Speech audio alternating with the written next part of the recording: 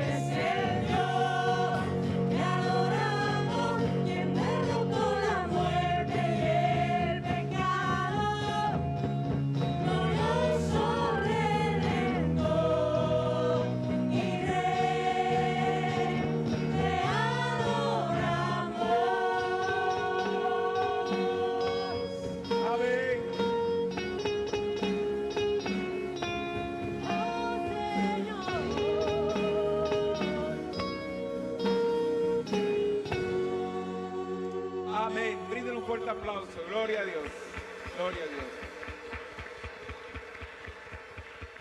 Escuche bien, si puede estar de pie un ratico allí, un ratico más, escuche bien lo siguiente. Hablando todavía en clave de resurrección, Jesús fracasó y murió. Y digo fracasó porque ese proyecto dio al traste, ¿cierto? Humanamente hablando, terminó en una cruz. Hay gente que se escandaliza, ¿cómo así que Jesús fracasó? Pues la Biblia dice eso, ¿no? Jesús fracasó y murió a la vista de todos, pero resucitó o no resucitó a la vista de todos, sino a la vista de un grupo pequeño, porque la resurrección no es para callar la boca de los enemigos, sino para fortalecer la fe de los discípulos. Hay un sentido que, haciendo una analogía, eso tiene mucho que ver con nosotros. Es decir, generalmente nuestras caídas estrepitosas y fracasos y escándalos son en público, ¿cierto? Pero nuestros procesos de sanidad, de restauración, no empiezan en las redes sociales y mandando indirectas a todos aquellos que pensaban que yo, ¿cierto? Uno lee así y uno dice, esta persona a quién le estará respondiendo, ¿cierto? Y especialmente mujeres, no quiero ser aquí sexista, ¿no? Pero tú sabes, ya lo fui. Nuestra restauración también va a empezar, como la de Jesús, nuestra resurrección, en privado, frente a aquellos que nos aman, que nos quieren, que nos estiman. Allí voy a empezar. ¿Vamos bien con eso? Porque Dios tiene el poder para hacerlo. Pero no te gastes ni te desgastes demostrándole a personas a quienes no le importas que tú sí puedes, ¿no? ¿Cierto? A veces uno voy a demostrar a todo el mundo para que vean que y eso a quién le importa. Hay gente que se alegró con la muerte de Jesús, con su fracaso. Otros fueron rotos por dentro. Y aquellos que fueron rotos por dentro fueron los que acompañaron a Jesús en su proceso de resurrección y de poder ver sus heridas. Oro esta mañana para que Dios traiga resurrección a la vida de todas aquellas personas que han saboreado el fracaso, la derrota, pero que esa restauración empieza a surgir en escenarios íntimos, pequeños. Porque mañana, escucha bien esto, va a haber un grupo mayoritario de gente a quien le va a importar un pito tu resurrección. Ay, resucité y me levanté, y otra gente va a decir a mí que,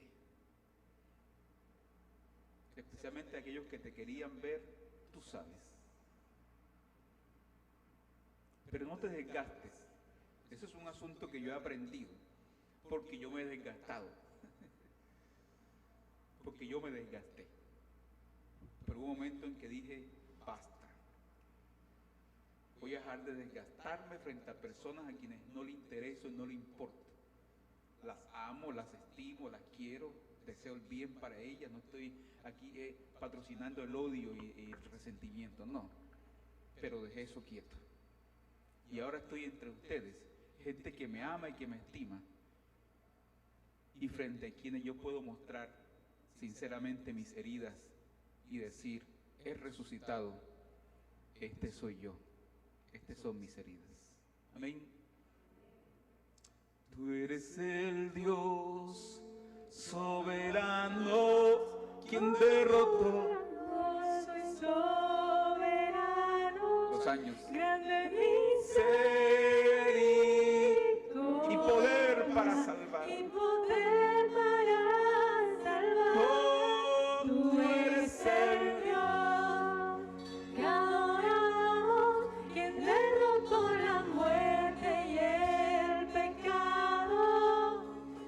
glorioso Redentor y Rey. Te adoramos una vez más. Tú eres el Dios que adoramos, todopoderoso y soberano. Grande misericordia, dile. Misericordia Y poder para salvar. Tú eres el Dios que adoramos, que derrotó la muerte y el pecado. Glorioso Salvador. glorioso Redentor y Rey, te adoramos. Dile una vez más, tú eres el Dios Que adoramos, todopoderoso y soberano, grande en misericordia y poder para salvar. Tú eres el Dios Te adoramos, quien derrotó la muerte y el pecado. Glorioso Redentor y Rey, te adoramos. Gloria a Dios. Dale un fuerte aplauso al Señor esta mañana. Gloria a Dios.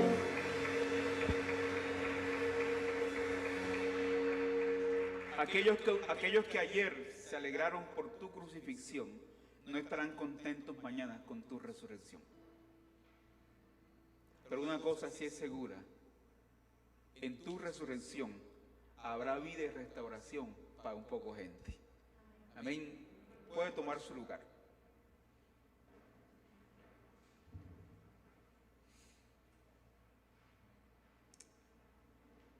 Bien, estoy aquí, soy yo. He resucitado, estoy peludo, pero no importa. ¿Cierto? Hay una tendencia aceptada y generalizada entre nosotros. ¿Cuál es? Creer que la mayor muestra de espiritualidad es estar casi siempre señalando el pecado de los demás. Nos creemos espiritualmente mejores y moralmente superiores. Nos hacemos odiosos de esta manera e insoportables y cansones, especialmente para nuestra familia.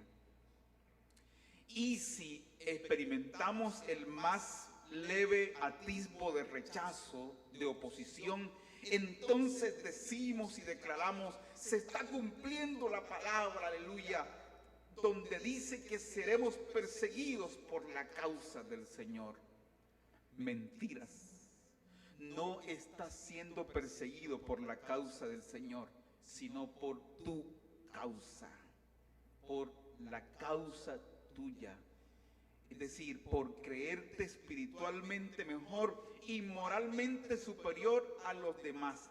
Esa no es una causa del reino, es una causa tuya. Y así empieza a perfilarse un religioso. Si usted quiere conocer a un religioso, entre otras cosas, hace parte de su perfil este asunto. Es decir, el religioso vive casi siempre señalando el pecado de los demás, resaltando con eso su superioridad, supuesta superioridad espiritual y moral. No es la causa del reino la que te lleva a experimentar el rechazo, sino tu causa.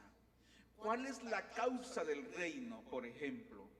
La causa del reino, según ese texto que a veces se cita en Mateo 5, es ser pobre de espíritu. Esa es una causa del reino en contexto. La causa del reino es ser misericordioso. Si está siendo perseguido por eso, es una causa del reino. si estás siendo perseguido, si la gente te critica porque eres generoso, abierto, dadivoso, estás siendo perseguido por una causa del reino. Por ejemplo, otra causa del reino, según ese contexto, es tener hambre y sed de justicia. Justicia especialmente para los menos, para los insignificantes, para los que no cuentan, para los que no tienen voz. Si estás siendo perseguido en virtud de eso, entonces tú estás siendo perseguido por una causa del reino. ¿Vamos bien ahí? Sí. Si usted está siendo perseguido porque se ha vuelto cansón en su casa, declarándole y señalándole los pecados a todo el mundo y creyéndote moral y entonces esa es tu causa, pero no la causa del reino. Y esto también se eleva a la palestra pública. Hay gente en público que ha tomado decisiones y entonces dicen que están siendo perseguidos frente a la crítica social, a la crítica periodística, etcétera. La gente dice que están siendo perseguidos por la causa del reino, pero no, están siendo perseguidos por sus propias causas y por sus propios reinos, por las causas de sus propios reinos, digámoslo así. Según el Evangelio, la mayor muestra de crecimiento espiritual se da o comienza cuando empezamos a ser conscientes de nuestra propia miseria, de nuestro propio pecado. Y desde esa concientización, entonces somos más sinceros con nosotros mismos y más misericordiosos con los demás. Por eso dice esa causa del reino: bienaventurados los misericordiosos, porque ellos alcanzarán misericordia. Es decir, feliz tú, que eres abierto y generoso, porque mañana, cuando estés en la inmunda, como dicen los cachacos, también otro tal vez tendrá misericordia de ti. Asumimos entonces el pronombre reflexivo, el asimismo, de Pablo a los Corintios en el marco de la celebración de la cena, cuando dice: por tanto, examínese cada uno a sí mismo, con el objetivo de no proyectar la culpa y de vencer esa lectura siempre unidireccional del pecado, donde el pecador es siempre el otro. El pecador siempre es el otro, ¿no? El otro siempre es el malo. Y en la relación de pareja, ¿quién es el malo siempre? El otro. Ella, la mujer que me diste por compañera, porque bien estaba yo, ¿sí o no? Tan sabroso que yo venía por la vida, pero a ti se te ocurrió la idea. Entonces siempre es el otro. El texto y la reflexión de hoy tiene que ver con casi todo lo anterior. Invitarnos por una lectura humilde, o a una lectura humilde mejor, de nuestra propia miseria, de nuestro propio pecado. Vaya conmigo a Lucas capítulo 5. Este texto del 1 al 11 es un texto o un relato de vocación, es decir, nos cuenta la manera, la forma en la que alguien es convocado a seguir a Jesús. Cuando el Evangelio habla de la experiencia de Jesús, casi siempre nos la cuenta en clave de seguimiento. Y seguir se convierte en el verbo característico de aquellos que se han adherido a la causa de Jesús. Nosotros a veces usamos más adorar, pero en el Evangelio, en ninguna parte del Evangelio, Jesús invita a nadie a adorarlo. Hay gente que adora, sí, y el Evangelio dice: y la adoraron, y trajeron, pero el Evangelio, el comentarista, el evangelista es el que narra esa experiencia, pero no Jesús. Jesús invita a seguir. Porque entre otras cosas, para nosotros hoy, adoración, o creo yo que el término, la palabra adoración es más estática. Uno habla de adoración y piensa el domingo en la mañana la gente levantando las manos. Pero el verbo seguir es más dinámico. Habla de caminos, habla de sendas, de veredas, de vías, de carreteras, de caminos que hay que caminar, caminos que hay que transitar.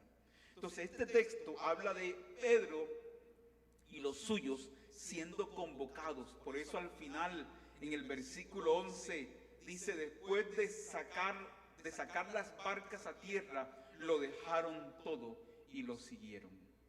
Nos vamos a dar cuenta que el milagro no es un fin en sí mismo. Es decir, ellos no hicieron del milagro un show publicitario o un escenario para seguir produciendo milagros. Venga esta noche, lo esperamos acá porque el Señor quiere multiplicar los peces de su barca o algo así. Sino que el milagro a ellos los confronta con algo, con una realidad mucho más profunda, mucho más diciente. El texto, creo, está conformado de la siguiente forma o tiene la siguiente estructura. En primer lugar, ya vamos a leer el texto. En primer lugar, un problema. El texto nos presenta un problema. ¿Cuál era el problema? Los discípulos no pescaron, o Pedro y los suyos no pescaron cuando era propicio. Ese es un problema. Y Jesús los encuentra fracasados. ¿Cuántos han fracasado aquí? Yo apenas. Ustedes son todos exitosos, ¿no? Total.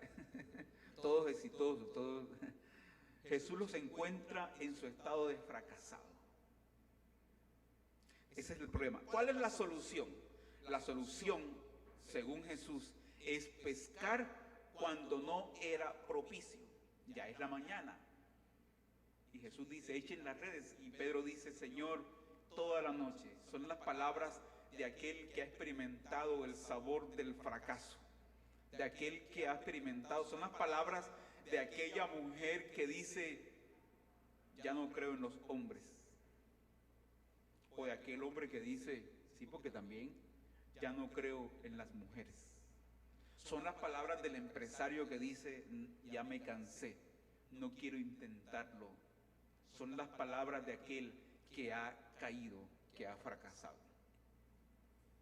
Entonces, la solución de Jesús es pescar cuando no es propicio, cuando no es... ¿Cuántas cosas, hermano? Pensaba yo ayer, ¿cuántas cosas han pasado en esta pandemia? ¿Cuántas cosas han pasado? Han pasado muchas cosas malas, pero también han pasado cosas buenas que uno dice, ve, justo en este momento cuando no es, tú sabes, el momento propicio, me llega esto, acontece esto, sucede esta bendición.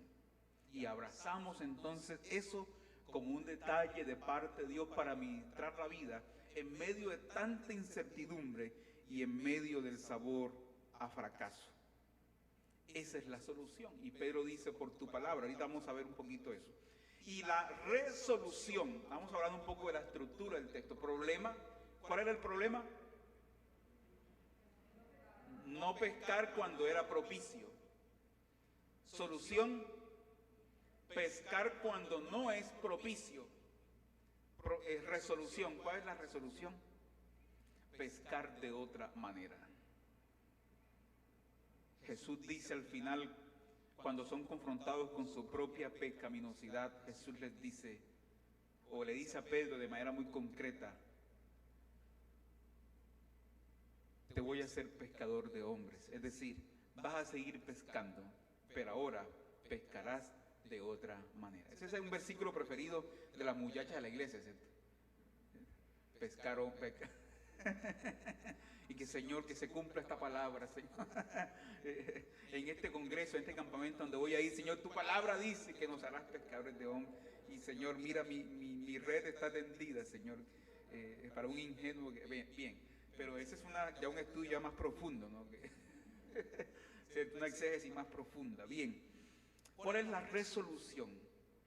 Hermano, todos los que estamos aquí esta mañana y los que nos ven en las casas, todos hemos sido confrontados con esta resolución.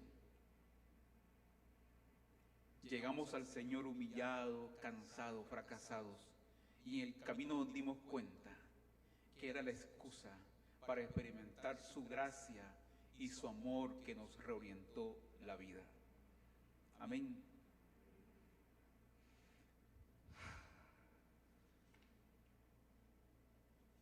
Resolución. Leemos el texto, acompáñame por favor. Aconteció que mientras las multitudes se agolpaban sobre él y escuchaban la palabra de Dios, Jesús estaba de pie junto al lago de Genesaret y vio a dos barcas que estaban a la orilla del lago. Los pescadores habían salido de ellas y estaban lavando sus redes. Al entrar él en una de las barcas, la cual pertenecía a Simón, pidió a este que la apartase de la tierra un poco. Luego se sentó y enseñaba a las multitudes desde la barca. Cuando acabó de hablar, les dijo a Simón: rema mar adentro y echen las redes para pescar. Simón le dijo: maestro, toda la noche hemos trabajado duro y no hemos pescado nada. Lo que yo decía son las palabras del que ha saboreado el fracaso. Pero por tu palabra, es decir, pero ya que tú me dices, la echaré. Cuando lo hicieron, atraparon una gran cantidad de peces y sus redes se rompían. Hicieron señas a sus compañeros que estaban en la otra barca para que viniesen a ayudarles. Ellos vinieron y llenaron ambas barcas de manera que se hundía. Y Simón Pedro, al verlo, cayó de rodillas ante Jesús, exclamando: apártate de mí, Señor, porque soy un hombre pecador. En el Antiguo Testamento eso significaba estar listo para la foto, es decir, morir. Pero acá ya no. Porque en la narrativa de Lucas, Jesús no vino a matar a los pecadores, vino a salvarlos. ¿Recuerdan de esa escena del capítulo 9 donde van a pasar por Samaria y a dos de ellos se les ocurre pedir fuego del cielo para que consuma a los samaritanos, a los enemigos? Como hay muchos evangélicos hoy, ¿cierto? Pidiendo fuego del cielo para consumir todo aquello que les es contrario, porque nos han enseñado desde la fe incluso que la diferencia es una amenaza, no una riqueza. Entonces al diferente hay que matarlo, hay que callarlo, hay que eliminarlo.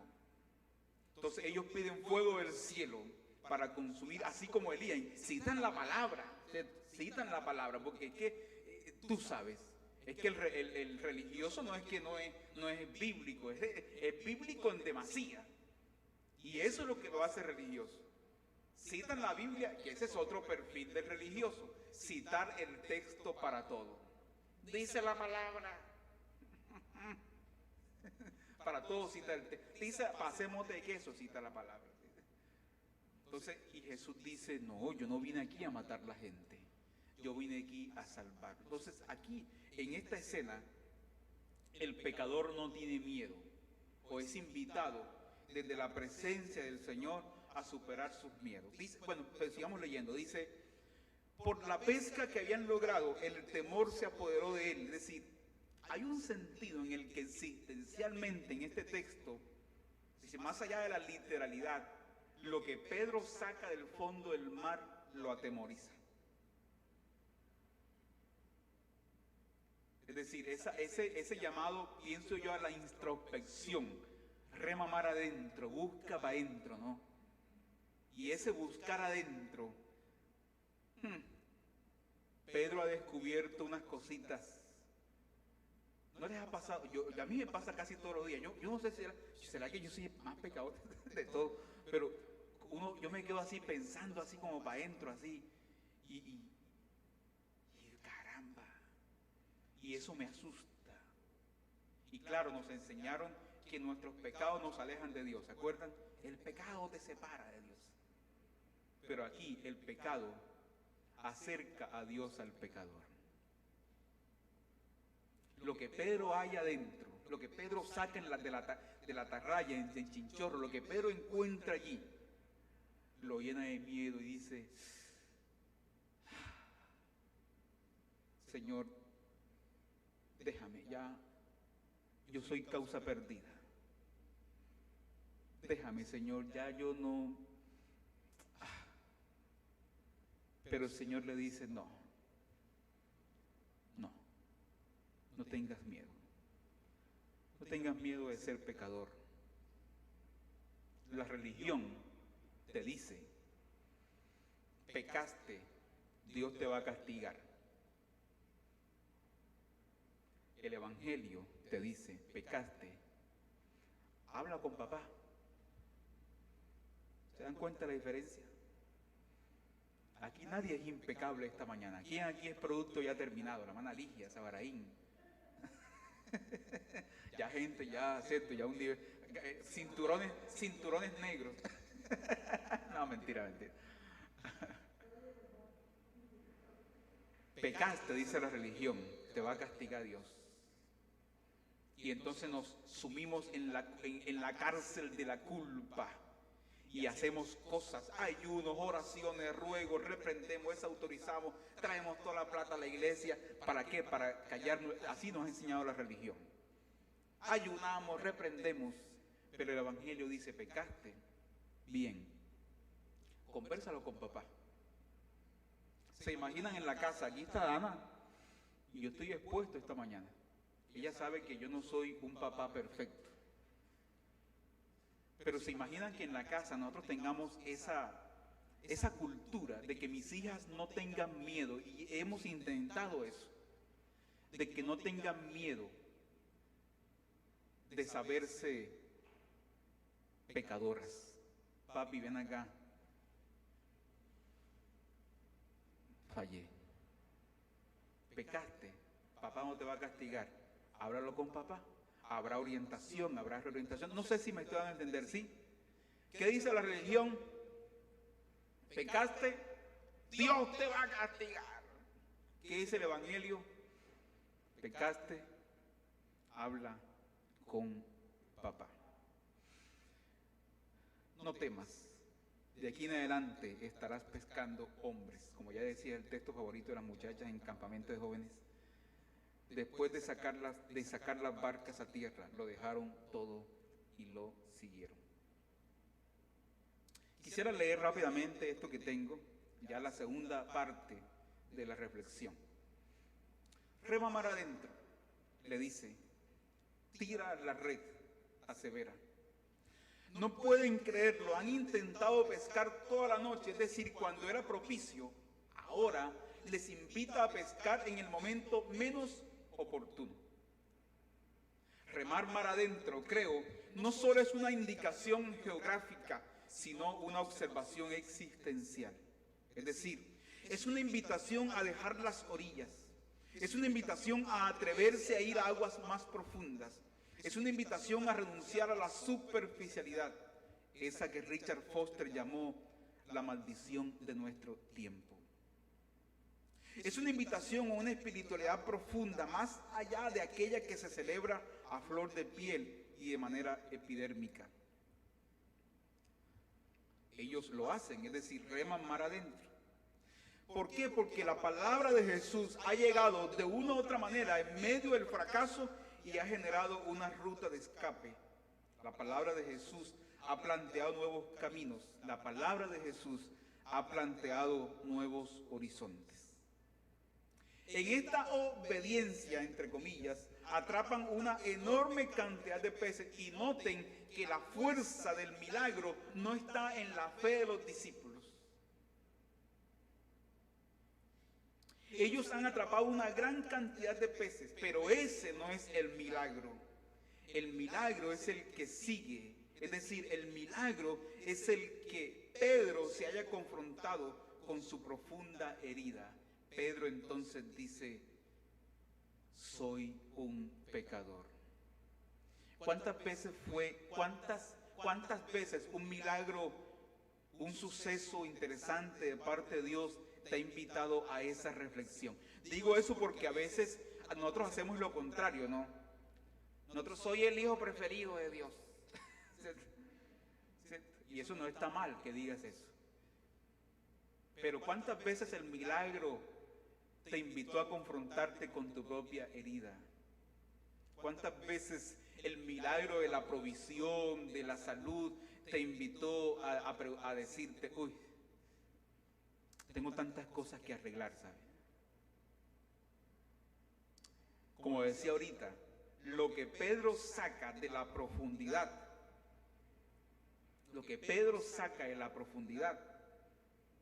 lo asusta.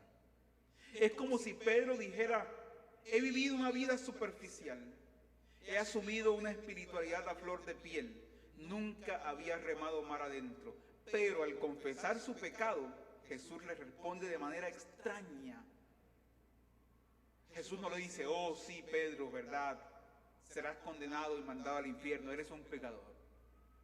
Jesús no lo dice porque no vino a chamuscar a la gente en el infierno. Él vino a salvar a la gente. Y eso era ayer y también es hoy. Nosotros creemos que eso... No, esa fue la misión de Jesús ayer en el siglo I. Ya hoy sí, el Señor sí vino a mandar a la gente al infierno hoy.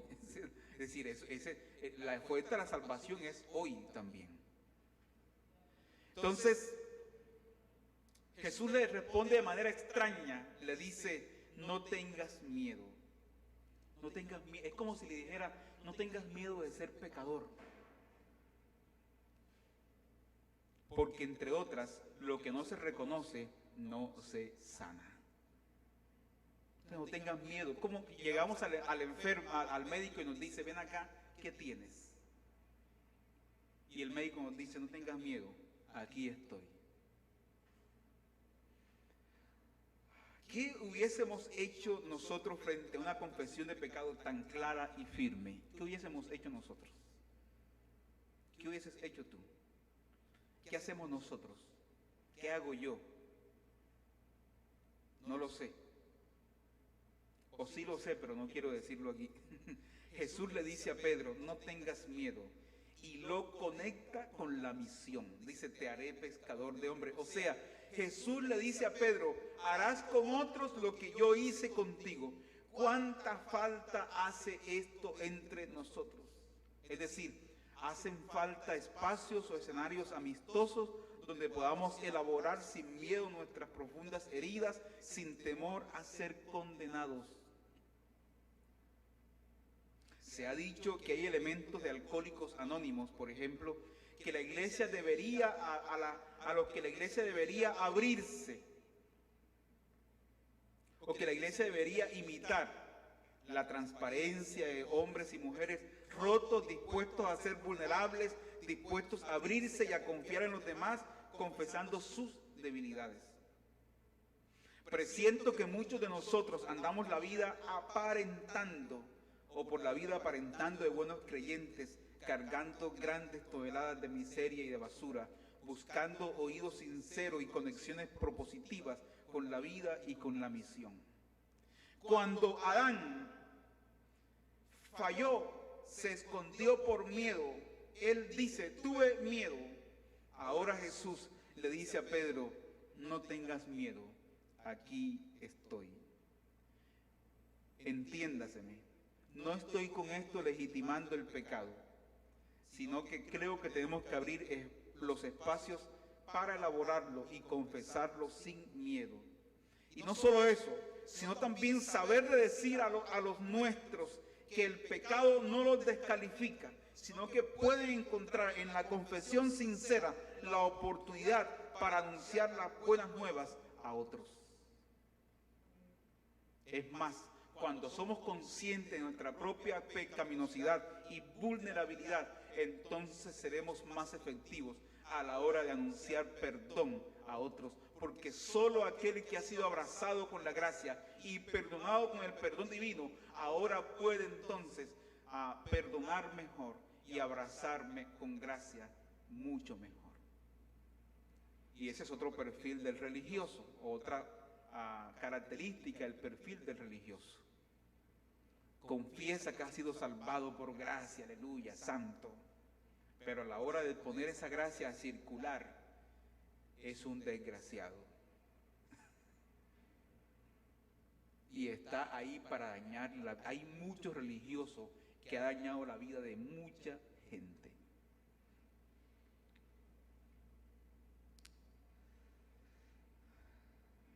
Podemos invitar a otros a nuevos rumbos, a nuevos comienzos, a nuevos mares. Como reza aquella vieja canción, Señor, me has mirado a los ojos, sonriendo has dicho mi nombre. En la arena he dejado mi barca, junto a ti buscaré otro mar. Yo sueño con una iglesia que se parece a Jesús. Una que restaura desde el abrazo y el amor y no una que condena desde la distancia y el terror. Una iglesia de pecadores sin miedo. Pedro, al saberse descubierto, le dice a Jesús: apártate, soy pecador. Jesús, al saberlo vulnerable, enfermo, necesitado, le dice: no tengas miedo. Nuestros pecados no nos alejan de Dios. Lo que nos aleja de Él es nuestra pretensión de impecabilidad. En los evangelios, quienes más experimentaron la gracia fueron los pecadores sinceros. Quienes la rechazaron fueron los religiosos impecables. En Lucas capítulo 18, el pecador que se supo vulnerable fue acogido por la gracia, pero el religioso que se sabía impecable fue dejado a su merced. Como decía, la religión me enseña, pequé, Dios me va a castigar. El evangelio me dice, pequé, tengo que hablar con papá al respecto. Imaginemos a Pedro esa mañana al llegar a casa. Han pescado, es un hombre exitoso. Y en la cima y en la cumbre del éxito, Dios le dice, retírate. No sé si yo estudié en el seminario con amigos ya profesionales, algunos médicos, ingenieros, ¿y por qué están aquí? Cuando eran exitosos, Dios les dijo, retírate, vamos a pescar de otra manera. Justo cuando las noticias lo nombraron, cuando salió en las revistas de negocio, en Forbes, ¿cuál es la otra? Justo cuando las acciones empezaban a cotizarse en la bolsa, justo en ese momento, Dios le dice, retírate. Es una locura, ¿cierto? Qué locura, hermano. Imaginemos a Pedro llegar esa mañana a la casa. La esposa celebra, así como celebran las esposas. ¿Cómo celebran las esposas? Los hijos también. Los diarios económicos en Galilea resaltaban el hecho en primera página. Los amigos brindaban por el éxito empresarial. Al día siguiente, la esposa se acerca a Pedro y le dice, amor, ahora sí. Ahora sí podemos cambiar el carro, ahora sí podemos poner a los niños en el colegio bilingüe, ahora sí podemos comprar ese apartamento que siempre habíamos soñado. Ahora sí. Ahora sí podemos irnos de vacaciones para las islas griegas. Pedro la mira, de repente su mirada se pierde en el horizonte. Toma el último sorbo de agua que le queda en el vaso y le dice, amor, he decidido no continuar en el negocio pesquero. ¿Qué? Se despertaron, ¿cierto? ¿Te has vuelto loco? Dice la sorprendida esposa. Así como lo oyes, dice Pedro, es que alguien me encontró y me dio una razón mayor para vivir. Jesús me ha encontrado, mujer, y nada ya será igual. Los amigos no lo pueden creer. Los vecinos comentan en la calle que Pedro ha perdido el juicio. Pero Pedro ríe para sus adentros y dice, jamás había estado tan cuerdo. No lo puedo creer. El pescador ha sido pescado. ¿Recordamos esa canción? Esta semana, escuche bien, esta semana, rema mar adentro. ¿Cuál es la tarea para esta semana? Rema corazón adentro. En vez de estar señalando el pecado de los demás, contempla tu propio pecado. Reconócelo. Verás lo libre que se siente. ¿Saben? Yo he experimentado eso en mi vida. Desde que dejé de condenar a los demás, me siento más libre, más sano. Siento que mi corazón late mejor, he rebajado unos kilos. Y que, ahí donde está. Entonces hay gente que condena bastante.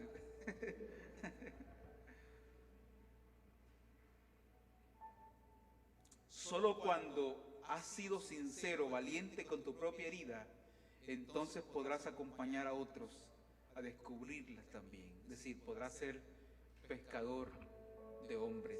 Pero esta semana, rema mar adentro. Lo más seguro es que lo que encuentres te asustará. Pero Jesús te va a decir, no tengas miedo, aquí estoy.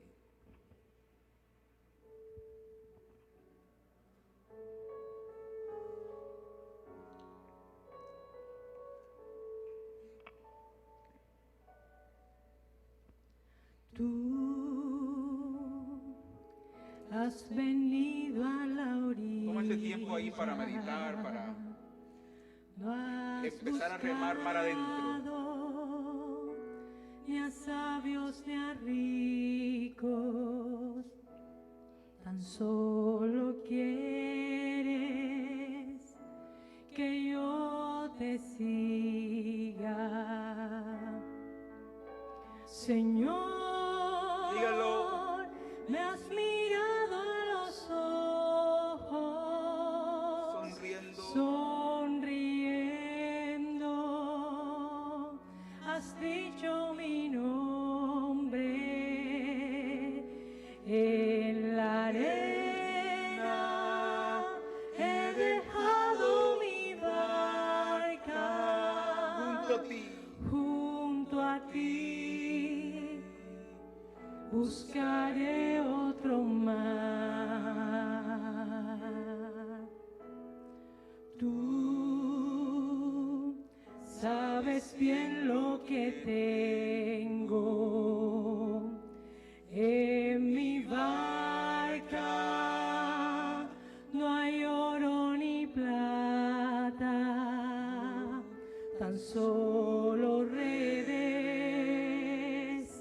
en mi trabajo. Dile, Señor, Señor, dile, me has mirado a los ojos, sonriendo, has dicho mi nombre en la arena, he dejado mi barca junto a ti, buscaré otro mar. Señor, me has mirado, Señor, dilo, me has mirado a los ojos, sonriendo, te ha convocado, has dicho mi nombre en la arena, he dejado mi barca junto a ti, buscaré otro mar. Una de las características del religioso es que el religioso no avanza. Es decir, si uno siempre está condenando el pecado de los demás, uno vive un ciclo enfermizo, tóxico. Una de las cosas que vemos en este texto es que Pedro tiene la posibilidad de salir, de avanzar, de buscar otros mares, de seguir haciendo lo que hace de otra manera. Y yo decía ahorita que yo había vivido la experiencia y cuando empecé a dejar de condenar a los demás, entonces me he sentido más libre, más liviano. Y he mirado y miro a los otros hoy con ojos de misericordia, con los ojos con los que yo fui mirado. Y me acerco a los demás con amor, con el amor con el que yo fui acogido. Me acerco a los demás con gracia, con la gracia con la que yo fui salvado. ¿Cuál es la tarea de esta semana? Remamar adentro. ¿Qué significa eso? En el pueblo dicen agüita, ¿cierto? Agüita, ¿cierto? Agüita. Dice, mira hacia adentro. Rema corazón adentro y descubre tu propia pecaminosidad. Solo así podrás entonces guiar también a otros, que otros encuentren sanidad. Díganme si no, los procesos de sanidad se llevan y se llevan a cabo en donde hay gente sincera con sus propias realidades. Por eso en estos procesos que se están llevando a cabo en el país de reconciliación, es importante escuchar a las víctimas, pero también es importante escuchar a los victimarios que se acercan y narran la tragedia también. Y en esas narrativas hay sanidad. Pero si optamos por el camino de la violencia, de la condenación, ojo, no seremos sanados. ¿Cuál es la tarea? Remamar adentro. Yo estoy tan ocupado a veces de buscar mi propio pecado que a veces ya no me queda tiempo para señalar el pecado de los demás. A veces sí me queda un tiempito. A veces por ahí se saca un tiempito así, pero no es que digamos que qué tiempo, qué bruto, ¿no? Pero esa es la idea. Ojo, no es que el pastor Giovanni dijo que ya no había pecado. No. Yo dije que el pecado se confronta de otra manera. Porque todos aquí estamos pringados. Todos estamos necesitados. Amén. Que el Señor nos bendiga y su Espíritu Santo nos dé la fuerza. Bien, hermanos, terminamos entonces este tiempo de la reflexión. Vamos a prepararnos entonces para otro tiempo de adoración, que es el tiempo también de nuestros diezmos, nuestras ofrendas. Si usted trajo para dar esta mañana y no tiene sobre, por favor levante su mano, pida un sobre. Levante la mano, pida un sobre.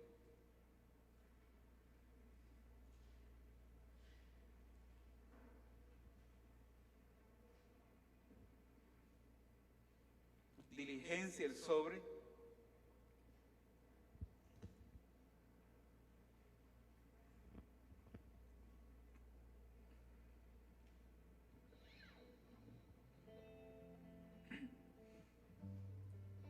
Si usted que está en casa, que nos ve desde casa, recuerde que la cuenta de la iglesia está disponible para, si gusta, puede hacer una transferencia. Allí están los datos de la cuenta de la iglesia para que usted pueda hacer también la transferencia y poder así también unirse a este tiempo también de adoración. Oramos también por todos aquellos que han sufrido grandes crisis en sus finanzas, grandes quebrantos en su economía. Padre, gracias por este tiempo, gracias por esta mañana. El salmista decía, de lo recibido de tu mano te damos. Recordamos, Señor, especialmente aquellos que en este tiempo de crisis han perdido empleos, sus economías han cambiado sensiblemente para mal, es decir, ha disminuido un salario. Oramos por aquellos que tienen aún la pensión ahí luchándola, todavía no ha salido, para aquellos que tienen propiedades que no han podido venderlas, sueldos atrasados, en fin, dineros que no han recibido y que han debido recibir ya. Que tú te glorifiques de manera especial en cada una de las familias y en cada hermano, Señor. Y esta mañana otra vez confesamos como el salmista, de lo recibido de tu mano te damos, en el nombre de Jesús. Amén. Darlis va a pasar por cada uno de sus puestos mientras que nosotros cantamos.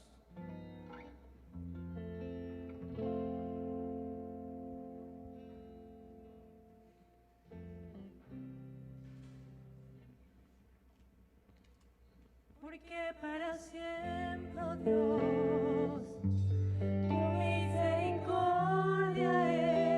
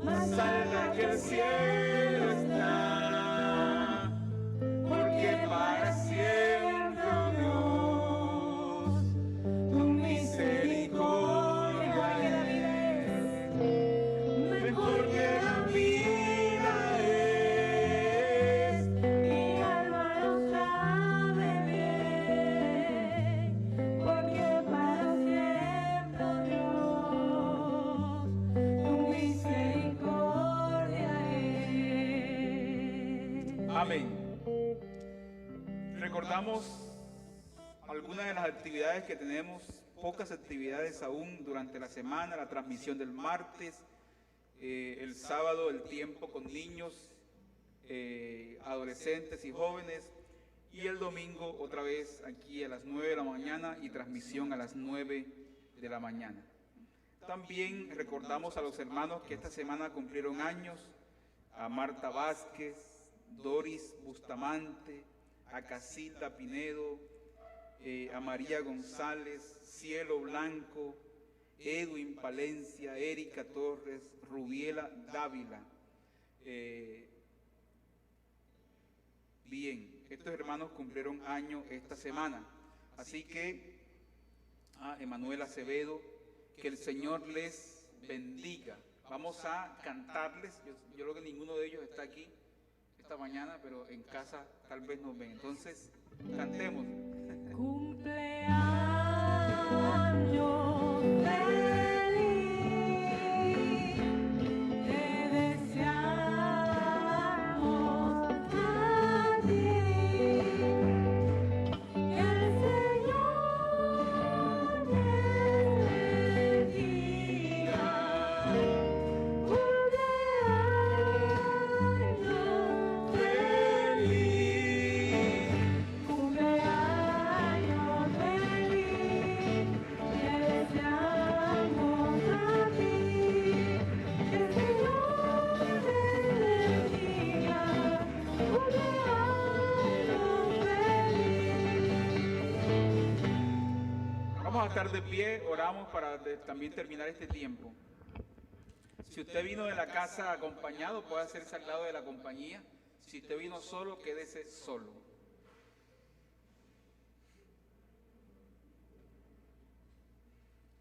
Padre, gracias por este momento, gracias por este tiempo.